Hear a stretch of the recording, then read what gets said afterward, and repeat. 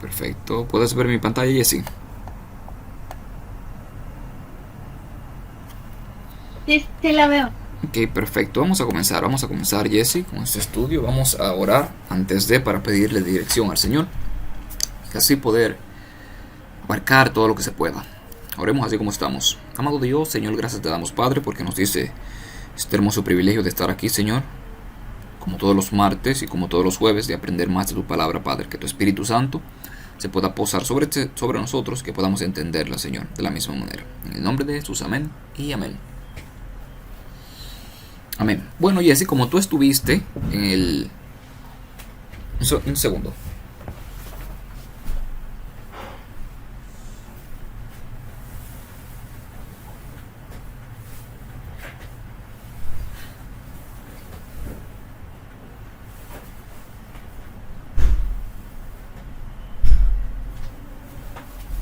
Sí, Jesse, disculpa.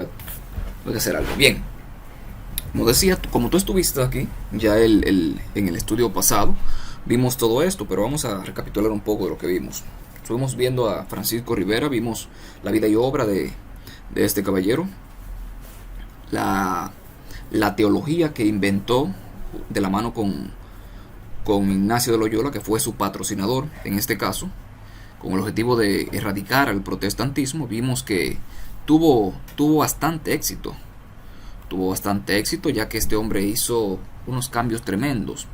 Y como murió y no era muy diestro en el habla, eh, tuvo que buscar a alguien más diestro que él, con la pluma y con el habla también. Este fue Roberto Bellarmino, el cual le siguió todos los pasos. Y no solamente eso, que modificó también y perfeccionó esta teoría a tal punto de que hizo un libro titulado Discusiones polémicas concerniente a puntos eh, eh, de creencias cristianas contra los heréticos de este tiempo. Tremendo título para el libro que escribió, totalmente escrito para erradicar al protestantismo y su teología. Este hombre fue un diestro maestro de ese sistema de interpretación, y no solamente eso, que era diestro también en voltear los reformadores en contra de ellos mismos. También vimos todo esto, de que él buscaba todos los puntos en los cuales los reformadores o los protestantes en ese caso no estaban de acuerdo, y él hacía de eso un mundo, hacía una torre, de una piedrecita hacía una torre de discusiones dentro del protestantismo, y luego él se ponía como el defensor, él se ponía a desapartarlos, como por ejemplo, no peleen mis hermanos, se ponía como el Mesías, como el mediador, se ponía entre los protestantes, a tal punto de que los protestantes lo tenían en alta estima, porque era un hombre que resolvía, era un hombre que hacía las cosas posibles. No solamente eso, que él enseñaba también de que el anticristo, él buscaba todos los puntos que tenían los reformadores, vuelvo y digo, en este caso los reformadores también tenían puntos diferentes, de que la caída de Roma no fue en el 400 antes de Cristo, otros decían que eran en el 600 y así, y de ahí se agarraba para hacer aún más tedioso el protestantismo. El objetivo era hacer tedioso el protestantismo y que ellos se desencantaran y que se volvieran nuevamente al catolicismo romano. Y así sucesivamente. Y creo que nos quedamos aquí. Que nos decía que, en esta forma, él enseñó que su punto de vista era la creencia original de la iglesia temprana. Esto también lo vimos. Que él decía que mientras más que él tenía la interpretación y los escritos más apegados a Jesús, a la época de Jesús, por eso debían de creerle a él como tal. Él también documentó que cada reformador interpretaba los símbolos de Daniel y de Apocalipsis diferentes. En esta forma trabajó para sabotear los puntos de vista en lo que se refiere a la identidad del anticristo. En el capítulo 5 de su trabajo, Bellarmino empleó un argumento clave que más tarde sería recogido por los protestantes. Aquí vamos a ver algo sumamente interesante, cómo esto pasó de no ser creído a ser creído. Cómo esto pasó de ser rechazado por los protestantes a aceptarlos. Estos dogmas y este sistema de interpretación bíblica. Todo eso lo vamos a ver hoy, si Dios lo permite.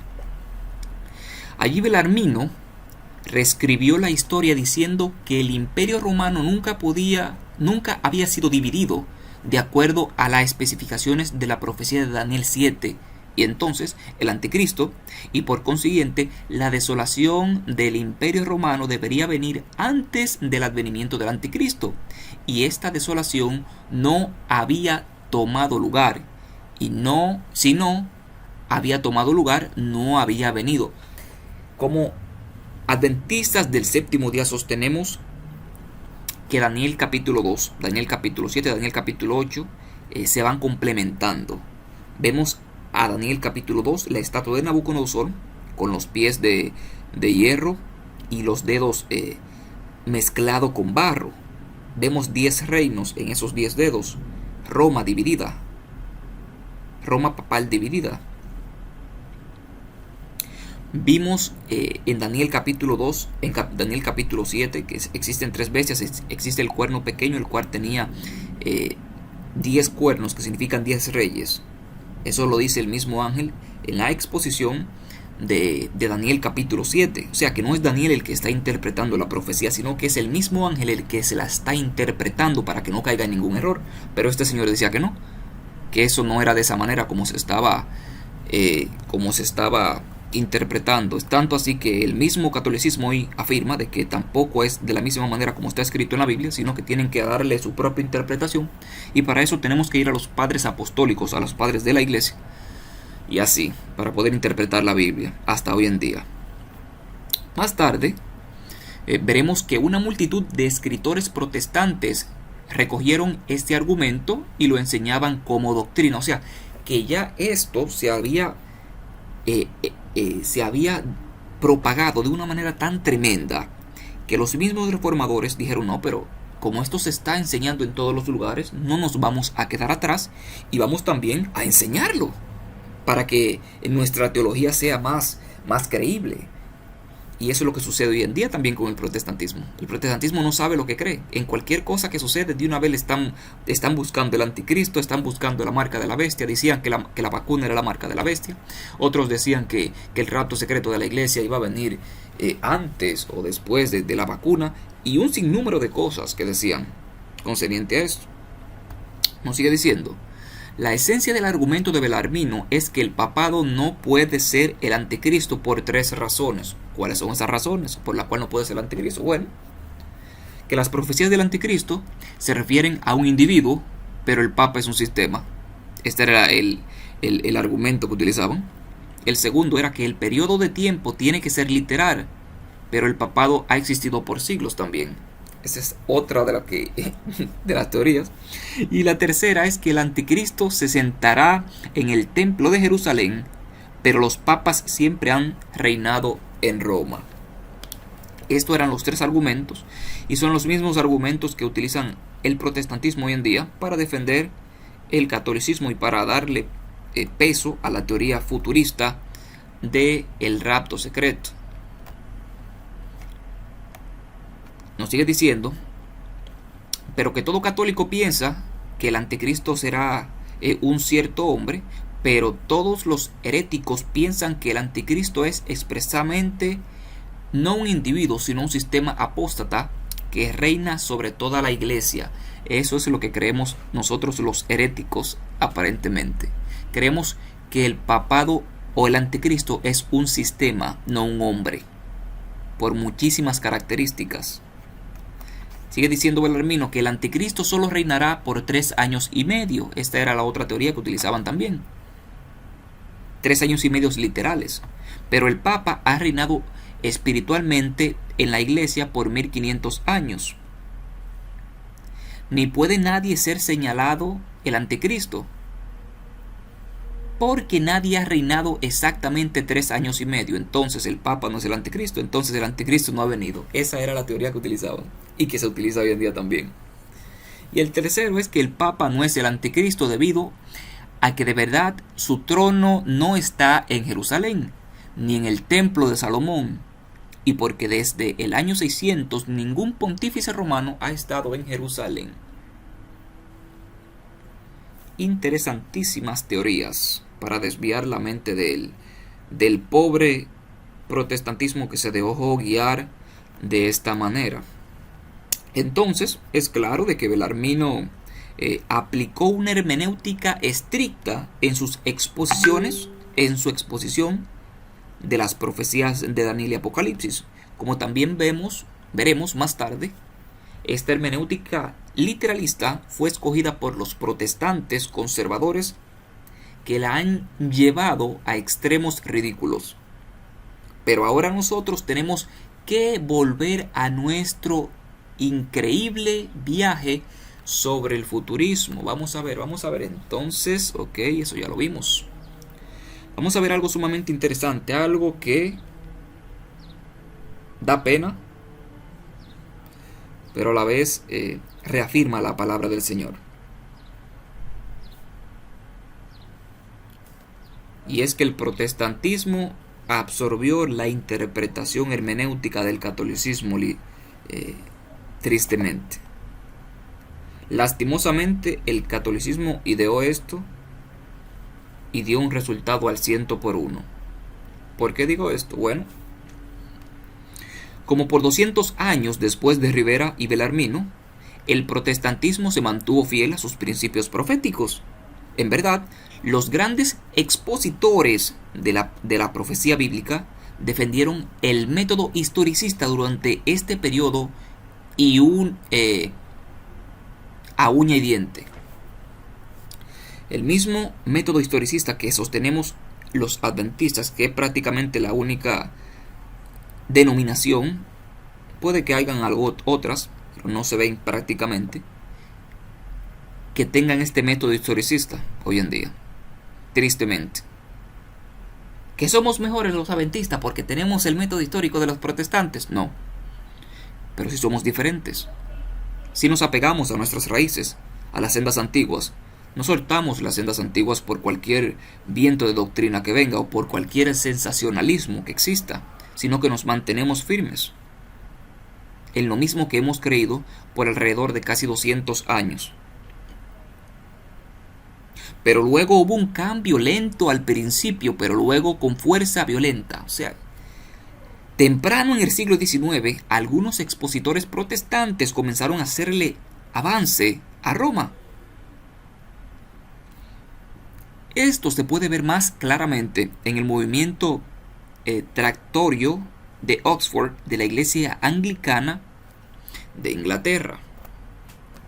Froome describe este movimiento hacia Roma de la siguiente forma.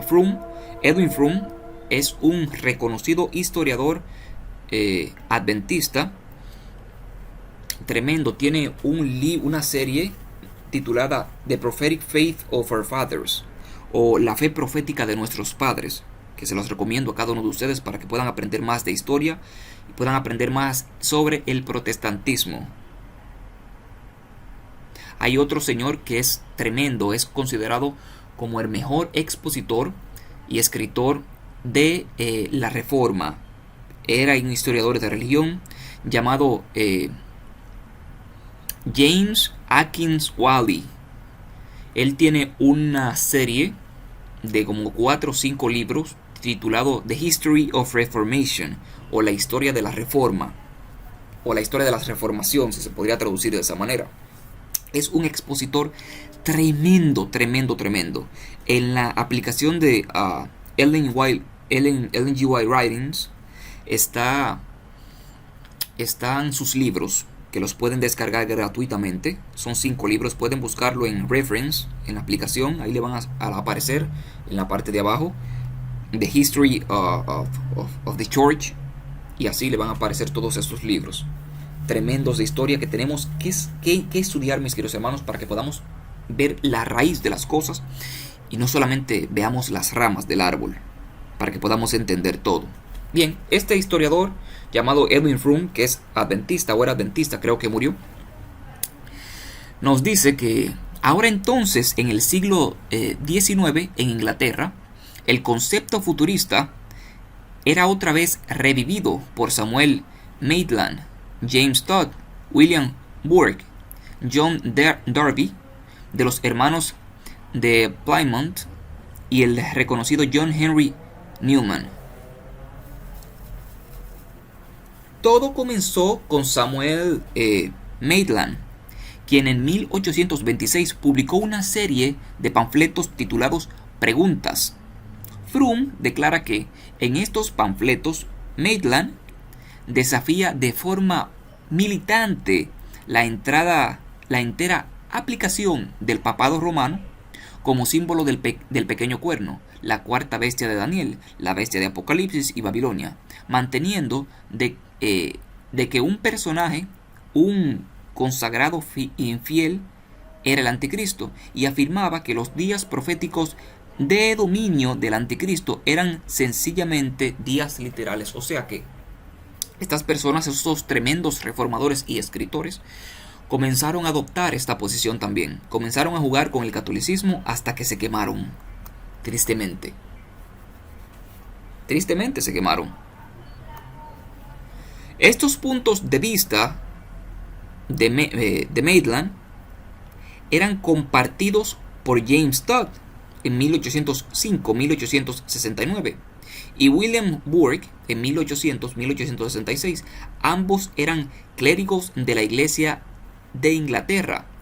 Estos puntos de vista llegarían a formar la fundación del regreso John Henry Newman a Roma. Noten algunas declaraciones por parte de William Burke. Primero, que el hombre de pecado no es el papado. Eso era lo que sostenía como protestante este hombre ya. Estamos hablando de los años 1800. El hombre de pecado no es el papado, y tenemos la necesidad de que este capítulo donde Pablo habla del hombre de pecado se debe entender como un individuo y no poder u oficina investida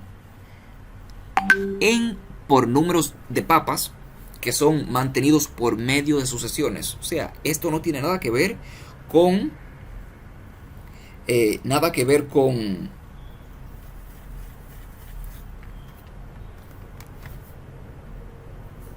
un segundo.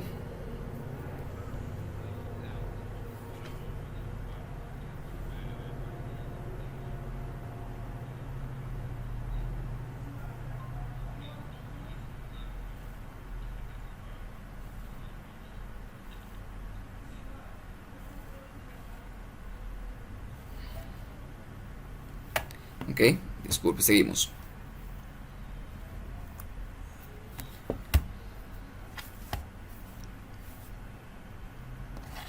Yo diría que el hombre de pecado, seguía diciendo, es un individuo, una persona cuyas pretensiones viven y mueren con él mismo.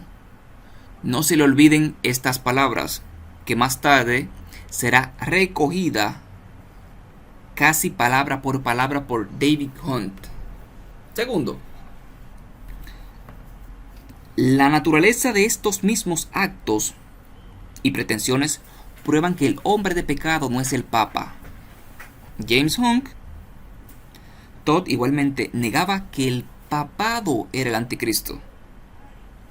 Sus creencias y las pretensiones que daba para el año 1838 fueron publicadas bajo el título Discursos sobre las profecías relacionadas al anticristo en las escrituras de Daniel y San Pablo. Notablemente el libro fue dedicado a Samuel Maitland. Los conceptos básicos de Todd eran los siguientes: que el anticristo era un individuo quien aparecerá en el fin del mundo antes de la segunda venida de Cristo. Esto era lo primero que decía. Las obras del anticristo tienen que ver con los judíos. ¿Te suena eso, Jesse? Las obras del anticristo tienen que ver con los judíos, jamás con los gentiles. En verdad, el anticristo se sentará en un reconstruido templo de Jerusalén. ¿Le suena conocido? El anticristo reinará por un periodo de 1260 días literales. El cuarto reino de Daniel 7 no era el imperio romano, y entonces los 10 cuernos no fueron cumplidos en el imperio romano. El cuarto reino será establecido sobre la tierra en un periodo futuro. O sea que la cuarta bestia de Daniel 7, que tiene el cuerno pequeño, no se ha manifestado todavía, que se establecerá en un tiempo futuro. O sea que la profecía se paró, aparentemente, o la pararon ellos. Increíble. Todo fue tan lejos hasta decir que el romanismo no es propiamente una apostasía de la fe. Él declara que los errores del romanismo no suman a apostasía. Aún más sorprendente es su declaración de que la iglesia romana es una verdadera iglesia cristiana. Esto lo está diciendo un protestante de alto rango.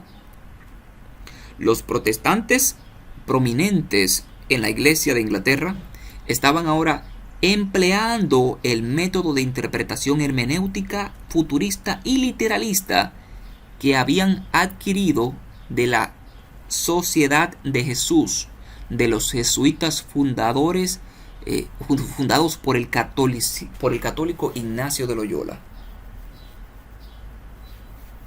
Ya en Inglaterra se estaba enseñando lo mismo, por lo cual los reformadores anteriormente habían peleado, habían defendido este método, habían hecho una obra tremenda en escudriñar la Biblia. Luego vienen estos protestantes, se unen al catolicismo romano aparentemente en doctrina, al futurismo y al jesuitismo, y ya comienzan a enseñar esto en la iglesia de la Inglaterra.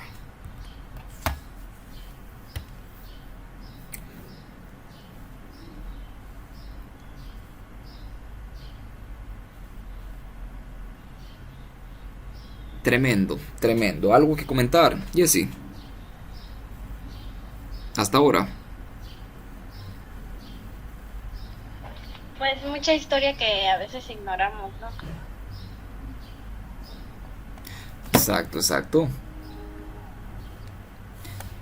Son demasiadas cosas que tenemos que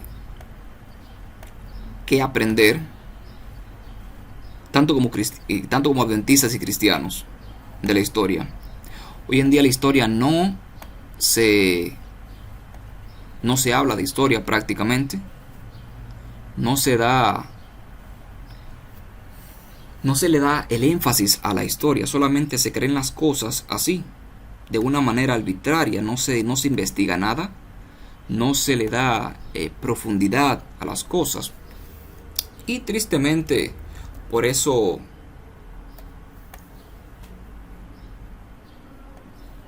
el protestantismo hoy en día está como está. Nadie profundiza, todo el mundo cree lo que cree solamente por creerlo, no porque esté escrito en la Biblia, ni porque tampoco le interese que esté escrito. Y así ha ido decayendo la fe que una vez se mantuvo firme a pesar de las dificultades y de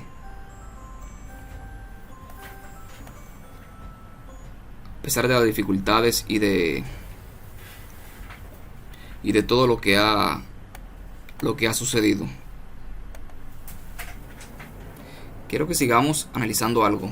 Solo segundito para poner otro slide aquí. Un segundito.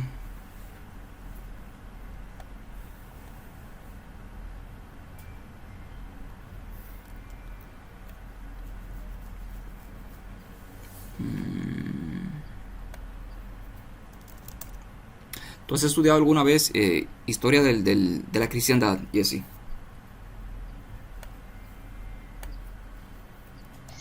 Sí, pero no así muy a fondo, no. ¿Qué has estudiado prácticamente?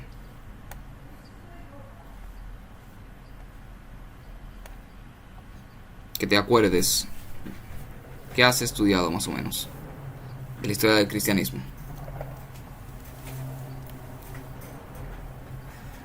¿Cómo surgió Mm, con los reformadores? ok, Empezando con Lutero, ahí en Alemania, ok, con Juan Hus, ok, y ya luego con los peregrinos, cómo fue que de Europa llegaron a Estados Unidos. ok. ¿Has estudiado sobre los valdenses? Sí, claro que sí, cómo escondían lo que es la palabra en el pan, porque ellos vendían pan, Ujú, y así es como llevaban el evangelio, ¿no? exacto. Como también fueron masacrados, los persiguieron, y si Ujú, no me equivoco, desde el monte del Piamont, creo que fue ahí donde los aventaban, ¿no? ujú. Y sí, un poco de eso. Ok, ok, perfecto. Todo eso lo vamos a abarcar si Dios lo permite. Espero que tengamos un tiempo en la semana que viene para que podamos abarcar todo eso.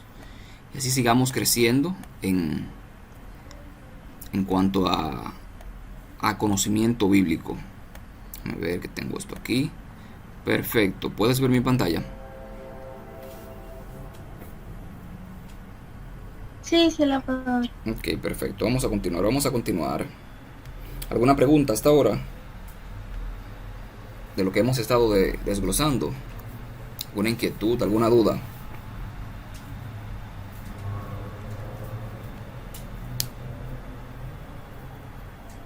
No, no, no, estoy escuchando. Ok, ok, ok, perfecto. Tengo unos cuantos slides más para, para terminar.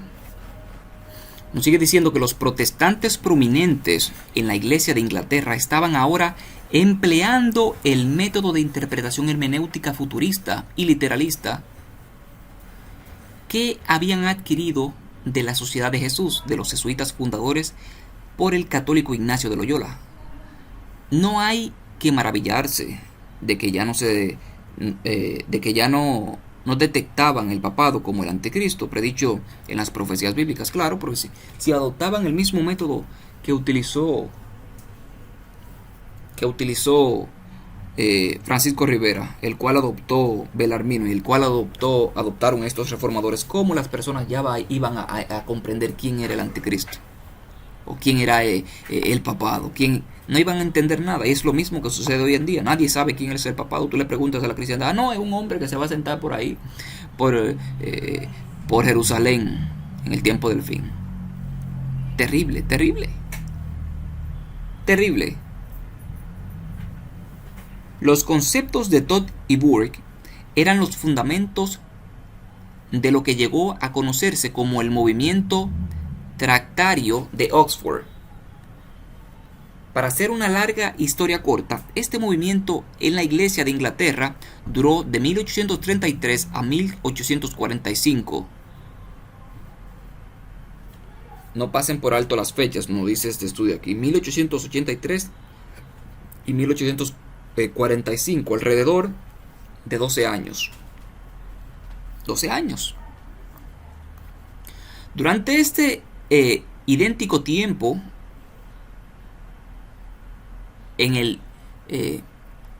durante este idéntico tiempo, en el otro lado del Atlántico, el movimiento millerita, que somos nosotros, estaba siendo adelantado con todas sus fuerzas.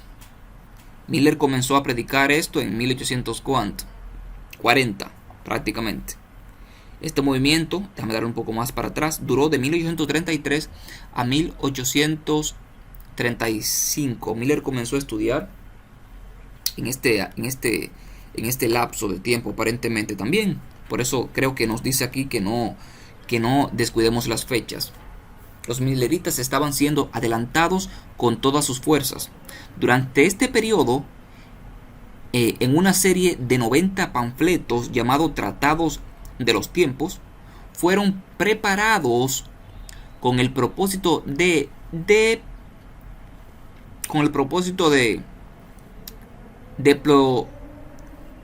protestantizar la iglesia de Inglaterra. Los principales escritores eran Newman, Pusey, Keble y Froude y Williams. Los hombres cogieron las escrituras de Maitland, Burke y Todd para exonerar al papado del estigma de ser llamado anticristo. Los protestantes fueron dando aliento para regresar a la comunión y aceptar el obispo de Roma como el legítimo líder del mundo cristiano. Tremendo. Tremendo. No solamente estos reformadores, sino que otros más le añadieron a este mismo movimiento de desprotestantizar a las personas que creían diferente a que el papado no era la bestia. El movimiento hacia Roma fue impulsado por los principios proféticos del futurismo. Si el papado no era el predicho anticristo de la profecía, entonces no había razón para que los protestantes no pudieran reunirse con Roma y aceptar a la iglesia como verdadera. El punto culminante del movimiento de Oxford vino cuando John Henry Newman, en 1890, se salió de la iglesia de Inglaterra y se unió a la iglesia católica. Ya comenzaron a unirse a la iglesia católica. Comenzaron a jugar primero con fuego, después vieron que el fuego estaba quemando y se metieron para el fuego para quemarse enteros entonces. Aparentemente. Newman había sido uno de los principales apoyadores del movimiento de Oxford. Aún más, él compuso 20 de los 99 tratados de los tiempos. Aunque él había hablado palabras duras en contra del papado en 1843, se retractó en público de todas las palabras duras que había dicho en contra del papado. Hasta aquí vamos a dejar este estudio. Vamos a dejar este estudio hasta aquí. Vamos a buscar un poco más de material para el próximo estudio, que lo vamos a tener el martes, si Dios lo permite. Creo que el martes y el jueves ya terminamos con todo esto. Y así le damos paso a otro estudio que tenemos por ahí, si Dios lo permite. ¿Alguna pregunta, Jesse? ¿Alguna aclaración? ¿Alguna duda? ¿Qué te ha parecido ver cómo el protestantismo, después de exponer esta verdad, regresó a la mentira otra vez? ¿Qué te ha parecido el estudio? Cuéntame. Pues muy triste, ¿no? Porque, por ejemplo, él que estaba mencionando ahorita se retractó. No se mantuvo firme como, por ejemplo, Lutero, los que fueron a la hoguera, ¿no? Sí. Y pues sí, es muy triste porque no defendió la verdad. Tremendo. Es como una persona excava y hace un hoyo profundo en la tierra buscando un tesoro, y luego cuando lo encuentra, entonces le echa tierra nuevamente. Terrible. Eso es lo mismo que hicieron estos reformadores. Cavaron tan hondo y encontraron este tesoro heredado de estos otros reformadores, de Lutero y todos los otros reformadores. Y luego de eso, de que encontraron el tesoro, entonces le echaron tierra. Otra vez, taparon el mismo hoyo y dijeron, no hay ningún tesoro aquí. El tesoro está en otro lugar. Pues sí, porque, por ejemplo, como mencionaba usted de los valdenses, que ellos pues llevaban el evangelio, una forma es de que lo escondían en el pan y pues sufrieron al final, murieron, dieron su vida, ¿no? Exacto. Y es lo que a veces muchas personas no quieren hacer. Exactamente. La vida, ¿no? Exactamente. Muchas veces nosotros estudiamos la Biblia. Esto no puede pasar a nosotros, o nos ha pasado muchas veces. Muchas veces estudiamos mucho la Biblia, un tema, o estudiamos el espíritu de profecía muchas veces, y cuando encontramos una joya que no va acorde a nuestros pensamientos o a nuestras ideas, Entonces le tiramos tierra muchas veces y decimos, no, esto no es para nosotros, eso es para otra persona. Esto no se aplica a mí, eso se aplica a otra persona. El espíritu de profecía hay que investigarlo porque está hablando mentira en ese aspecto. La Biblia no quiso decir eso, la Biblia dice otra cosa. Y así nos pasamos muchas veces en la vida, al igual que estas personas que conocieron una vez la verdad y se volvieron al error. Por eso nos dice Pablo que el que esté firme mire que no caiga. Diariamente tenemos que ir a Cristo Jesús, diariamente tenemos que pedir dirección y tenemos que pedir fortaleza para mantenernos en la luz que hemos recibido en cuanto a la palabra. Y no cerrarla y decir, no, vamos a estudiar otra cosa, porque aquí no está la verdad. O vamos a unirnos a un movimiento, o vamos a unirnos al populacho, porque el populacho cree diferente, por ende, ellos son los que tienen la razón. Y eso fue lo que hicieron estas personas, que vendieron la verdad. Vendieron la verdad por aceptación, o por un cargo. Y es terrible cómo esto ha sucedido desde los tiempos de Jesús, desde los tiempos del inicio del mundo ha sucedido lo mismo. El ser humano ha querido siempre ocultar la verdad porque no le conviene o porque no le gusta. Tratemos nosotros de aprender de la historia para que no la repitamos nuevamente. Tratemos de ayudar a las demás personas también a que estudien historia, que estudien nuestros inicios, orígenes, para que podamos entender las cosas desde su raíz y podamos defender lo que creemos. ¿Y vas a decir algo?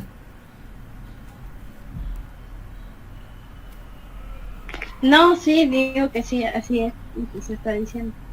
Exacto. Bien, hemos terminado por hoy, Jesse. Hemos terminado por hoy. Vamos a continuar el martes a la misma hora, si Dios lo permite. Así que espero que te puedas conectar. Espero también que le mandes el link a alguien por allá conocido, a un amigo de la iglesia, a cualquier persona, para que nos pueda acompañar. Tengo una amiga, de hecho le quería preguntar si la puedo integrar al grupo. Claro que sí. Nada más me mandas el número personalmente y yo la agrego. Ah, ok, gracias. Claro.